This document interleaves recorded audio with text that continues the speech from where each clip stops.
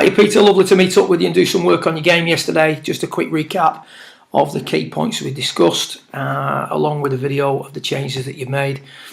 First thing we talked about was your setup. Don't mind you reaching for the ball, a little bit of posture, that suits your height, your build, etc. But what I did want to see was a little bit closer with the heels, and a little bit more flared out with the toes. So the key for that was heels together, toes apart. We then talked about an overall feel for the top of your backswing. So what we're trying to do is calm things down. We're trying to strike a balance between stability and mobility. Setup on the left's very stable, but unfortunately lacks mobility. As a result, you tend to see that you roll very much onto the right heel from now onwards. The arms would get very long in the backswing. So here on the right, we're just trying to control the distance that the left arm travels, control the sweet spot's location relative to the hands. And we're doing that by, I was talking about a 3/4 swing, that would be the feel for you. You talked about maintaining pressure on the right arm, or with the right arm against the torso. So pressure point 5, which is the right arm against the torso, is being maintained. You can see the footwork is much more stable.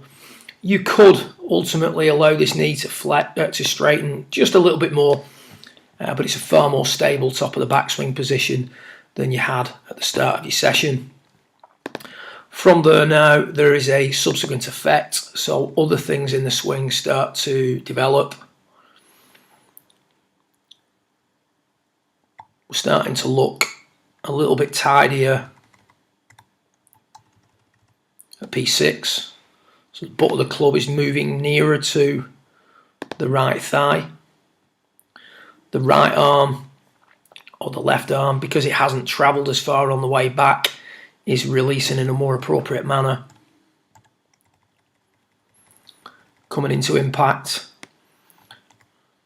we're starting to see that the arms are straightening out a little bit more.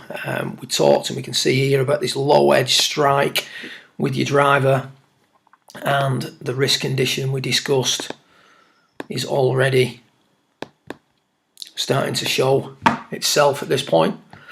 Whereas here we're starting to see just a slightly higher face contact. This is early on in the piece, and we're starting to see the wrist angles flatten out a little bit, and we gave you the drill to work on to improve that as well. But we're starting to see signs there already of the changes that we discussed.